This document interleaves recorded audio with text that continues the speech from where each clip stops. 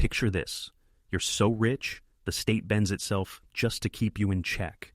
Not billionaire rich legend rich. At his peak, John D. Rockefeller held about 1.5% of America's entire economy. Translate that to roughly $280 billion today. His engine? Standard Oil, a refining juggernaut that, at its height, controlled around 90% of U.S. refineries and a web of pipelines, right as demand for kerosene and oil products erupted. Plenty of dynasties crumble by Generation 3. On average, barely a tenth of the original fortune survives. The Rockefellers? Still a force. Much of it legal. Not all of it loved. This is the rise, reign, and reinvention of John D. Rockefeller. By the way, if you love money, subscribe to the channel and give it a like. Now, let's continue. Start with the least promising detail. His father. William Avery Rockefeller, a charismatic drifter with a salesman's grin and a suitcase of homemade cures. He dressed like success even when money was thin, moved the family so often stability felt like a rumor, and carried whispers of darker hustles, yes, even horse theft. John arrived in 1839 in Richford, New York, an ordinary boy with no halo. In 1857, the family finally rooted in Cleveland, Ohio. That city close to Pennsylvania oil, wired to the lakes and railroads, would become John's launch pad. In childhood, he was rural practical, a few months of school, then chores, chop wood, feed horses, plant, harvest, repeat. Quiet, reserved, steady. No flashes of genius, no prodigy myths, just a teenager who finished what he started and kept the books of his own chores in his head. Then a flat start. He left high school for a 50 cents a day bookkeeping job. Glamorous? No. Useful? Completely. He learned how cash actually moves when bills come due, how freight rates wobble, where pennies leak into waste. He saved aggressively, denied himself the small treats that sabotage long games, and built a seed fund big enough to ask his father for a loan. Questionable father, yes. Liquid enough to help? Also yes. The money came. The switch flipped. By 1859, Rockefeller and Clark was open for business, a brokerage trading produce and the newborn petroleum stream. The Drake well had kicked the door open, prices whipped around like a flag in a storm. But to a careful buyer, that chaos was legible. Cleveland's geography turned into his secret line of credit, close to fields, connected by rail and lake, capable of taking crude in, processing it, and shipping it anywhere with minimal deadhead. Rockefeller practiced patience as strategy, test suppliers small, scale only when performance repeats, hold cash while others overextend. When panic starved weaker firms, he bought the lots they couldn't. Reputation for certainty is a currency. He stacked it. He learned which bridges iced first, which sidings protected barrels from shrinkage, and which depot clerks could be trusted when panic made honest men hesitate. He graded kerosene by brightness and smoke based on lamp complaints, kept samples, and changed routing to mute seasonal losses. He watched credit habits who stretched payables after a bad harvest, who paid early for a tiny discount and priced risk into terms. Instead of chasing headlines, he chased arithmetic. Cleveland's links let him arbitrage timing.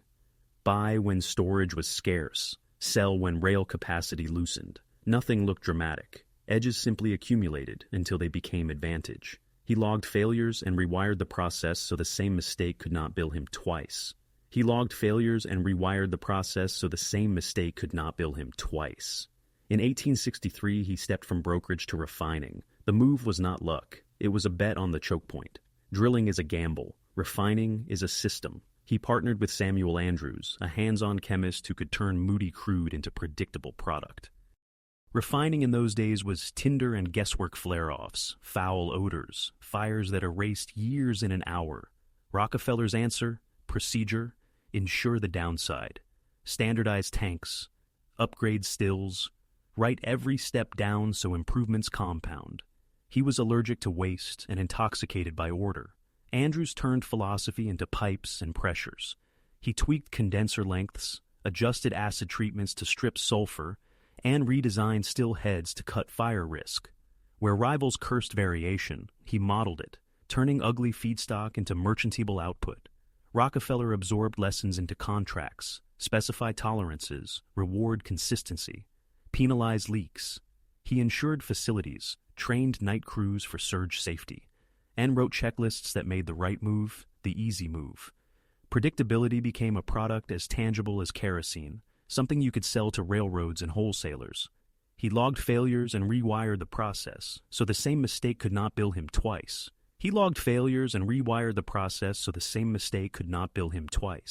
Partnerships to Rockefeller were mergers of purpose, not friendships.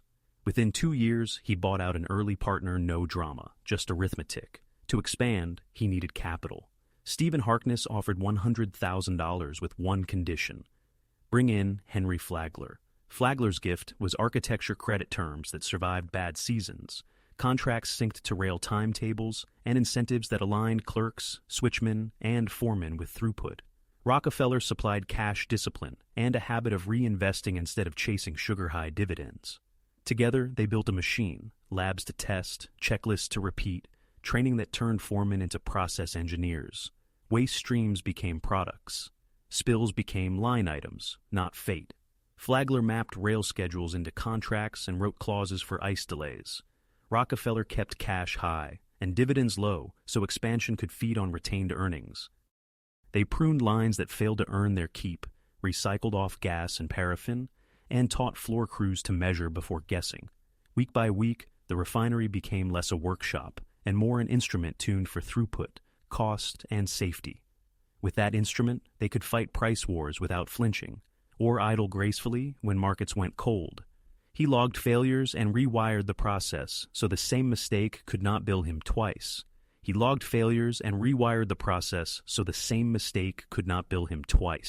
Then came 1870 and a new name, Standard Oil. The strategy snapped into focus. Own the choke point. Don't chase drilling luck. Set the standards others must meet. He counted waste like a rival, bought components in bulk, and spun byproducts, naphtha, paraffin, lubricants, into revenue that funded price cuts competitors couldn't match. He centralized decisions, standardized gauges, audited gaskets and valves, and made maintenance a religion, so breakdowns turned rare. Most refiners treated operations like craft. Standard treated them like science. Rockefeller also went where others wouldn't. He acquired sour crude tracks most refiners avoided, then paid the chemistry bill to strip impurities and pocket the spread. He courted railroads with something they prized more than cash: certainty. Guarantee the volume, ship on time, lower accidents, and in return, collect rebates and drawbacks that collapsed his freight costs. Each edge reinforced the next. Cheaper transport financed more capacity. More capacity won better terms. Better terms strangled rivals' cash flow. Optimization wasn't Polish, it was a weapon. Now for the hard edge. In the first quarter of 1872, he bought, shut, or bankrupted nearly all of Cleveland's refiners, 22 of 26 by some counts. He often framed the prices as fair. Critics saw a vice tightening. He backed the Southern Improvement Company, a brazen attempt to fix transport rates and squeeze rivals in daylight. The public hated it. Outrage killed the deal and taught Rockefeller a truth he couldn't engineer around. A united public can outmuscle any trust. Standard's legend metastasized. Editorial cartoons drew it as an octopus encircling pipelines, depots, steel, copper, state houses, and Washington. Rockefeller shunned the press, which only tempted journalists to dig deeper. By the late 1880s, Standard sat near total dominance in refining, and politicians feeling election, Heat began writing sharper rules, outlawing rebates, defining monopolistic abuse, and building the antitrust case. Then the hammer, 1911. The Supreme Court ruled Standard Oil in violation of the Sherman Antitrust Act and ordered the trust dissolved into 34 companies. Rockefeller, 56, stepped back from daily control, more icon than operator. And irony did its thing. The pieces thrived, his shares multiplied, the fortune swelled. The cost? Look at the man. Ida Tarbell, whose reporting helped ignite the antitrust crusade, described a pale, hairless figure, almost spectral, as if industry had carved its tally onto his body. You can argue causes, stress, genetics, time, but the symbolism stuck. Around this point, the story pivots from domination to design, not market share, but philanthropy. In 1913, the Rockefeller Foundation opened, backed by a massive endowment and a clear scope: public health, education, science. He had already financed the University of Chicago and the Rockefeller Institute for Medical Research. The foundation funded breakthroughs against meningitis and yellow fever. And it didn't stop at labs. It rewired medical training in the United States, then seeded schools of public health at Johns Hopkins and Harvard. At home and abroad, it pushed for sanitation and disease control, hookworm, malaria, typhus, mixing logistics with science to make change stick. Strategically, Rockefeller avoided scattered donations. He preferred big levers: fix the root, scale the fix. That approach helped catalyze the Green Revolution agricultural research that boosted yields across the developing world and, by many estimates, saved vast numbers of lives. For years, the Foundation's foreign grants rivaled U.S. government aid. Motives? Complex. Tax advantages, image, legacy, belief. The mix is unknowable. The results were tangible. The family didn't vanish with the trust. The corporate family tree still shadows today's map. Exxon and Chevron, ConocoPhillips, and BP through mergers branches of the old trunk. David Rockefeller died in 2017 at 101, once the world's oldest billionaire.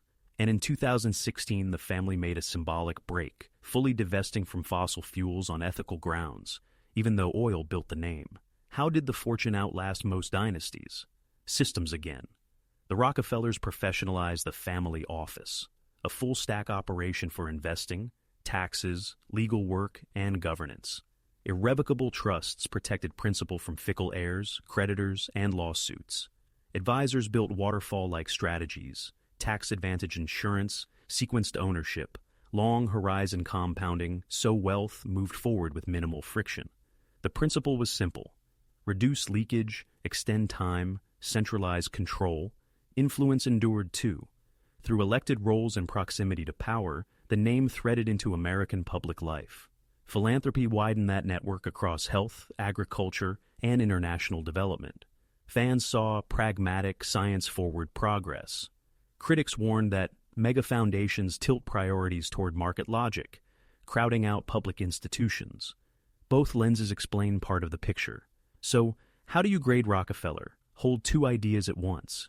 He exploited the rules, then lobbied to redraw them. He built a monopoly and a philanthropic engine. He hurt competitors and, indirectly, workers. He also funded institutions that advanced medicine, education, and public health. Modern capitalism still lives in that tension efficiency that lifts living standards versus scale that concentrates power. Practical takeaways? First, costs and process are moats. Second, chokepoints, beat, flash. Own the standard, own the road. Third, public sentiment and political risk are part of the market. If you ignore them, they will come back with interest. Fourth, scale invites oversight. If you won't adapt, the law will adapt you. 100 years later, the rhyme scheme remains. Platform monopolies wrestle regulators. Antitrust returns to the front page. Mega philanthropy funds moonshots while critics ask who set the agenda. The names change. The pattern persists. Before the refinery era, Rockefeller learned to treat geography as leverage.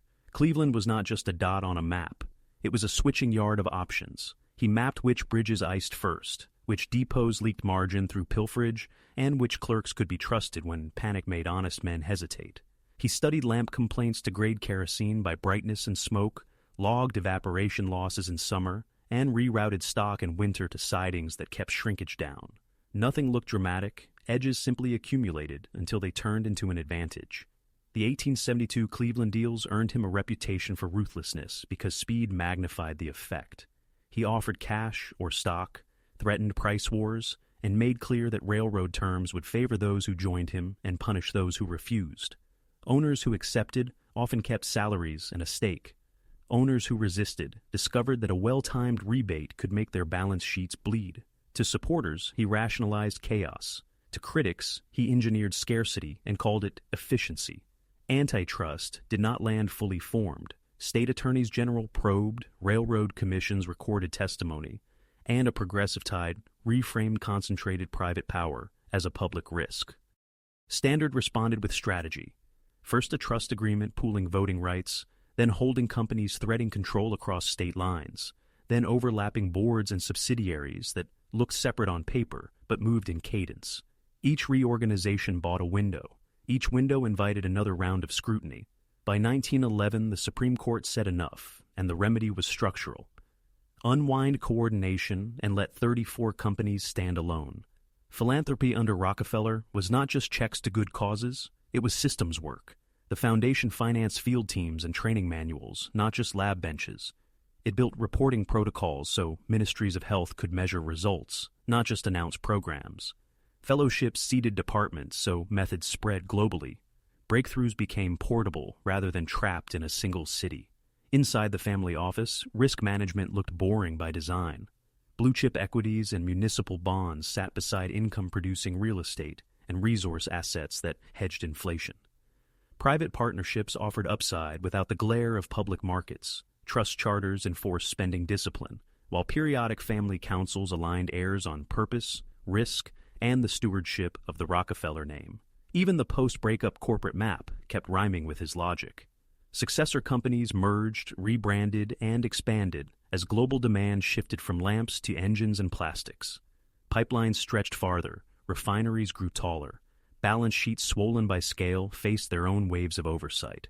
The vocabulary changed, from rebates to network effects. But the cycle was familiar. Scale begets leverage. Leverage begets regulation. Regulation rewrites the game. None of this absolves the harms. Competitors were ground down. Communities tied to independent refineries suffered. Political influence bent public rules around private goals. Yet the counterfactual also matters. Standardized product, safer facilities, lower costs for millions of consumers, and scientific institutions that change public health. The ledger is mixed. Pretending otherwise is propaganda in either direction. So, circle back to the opening claim. Power that bends the rules will, sooner or later, be bent by them. Rockefeller mastered a system and then tried to future-proof it. The country answered with new laws and a forced redesign. He pivoted to philanthropy with the same systems mind and left universities, labs, and public health networks that still matter. The man contained a contradiction modern economies still haven't resolved: how to welcome the benefits of scale without surrendering to them. If you made it this far, drop a plus in the comments your badge for finishing the deep dive. And if you haven't already, subscribe for more long-form stories where money, history, and power collide. Curious about earlier empires of capital? Check out our others video.